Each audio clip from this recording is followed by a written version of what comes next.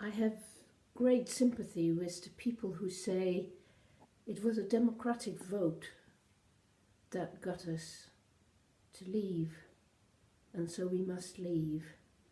I have great sympathy with them because it is true that we should respect democracy in our country, and it is a terrible thing if we don't do that. But I think we misunderstand democracy if we think that that vote should condemn us to doing something that's bad for us, especially so when the popular view about things has changed. The only reason that view has changed is because the facts have become clear, and surely democracy is not about blindly following a decision and not being able to steer anymore simply because there was a vote 2 years ago. I hope that those people who believe in democracy believe that it is the right of people to reaffirm the new direction when it is necessary, that democracy is not the blind leading the blind. So take this example.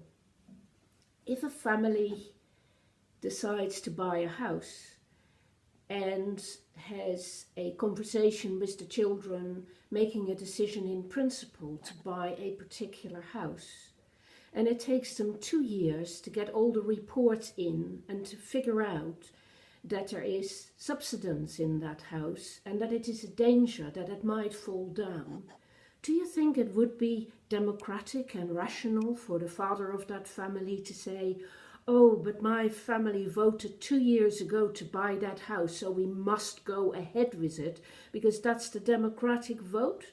Surely not. What is democracy at that point is for that father to take the views and the facts that the family have views on into account now, not the decision of 2 years ago. So they'd sit around the table, they'd put all the reports out, they'd look at them, they discuss them, they debate them, and then they'd have another vote. That is democracy in a sensible way. It is not the blind leading the blind, and it is not demagoguery, and it is not autocracy, and it is not pushing forward with a mad plan despite the facts that have come out. So, democracy, yes.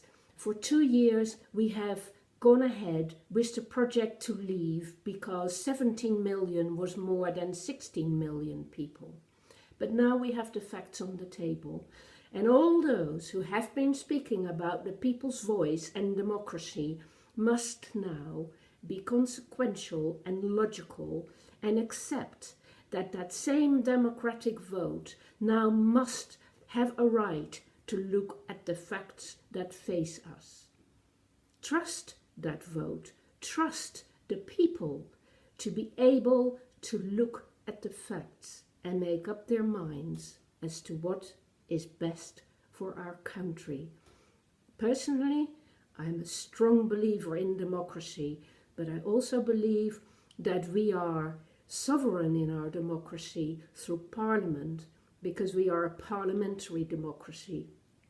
So actually I believe that the main thing that needs to happen is that Parliament has a free vote after considering the facts and making up their minds about what is best for the UK at this stage, not 2 years ago, but now.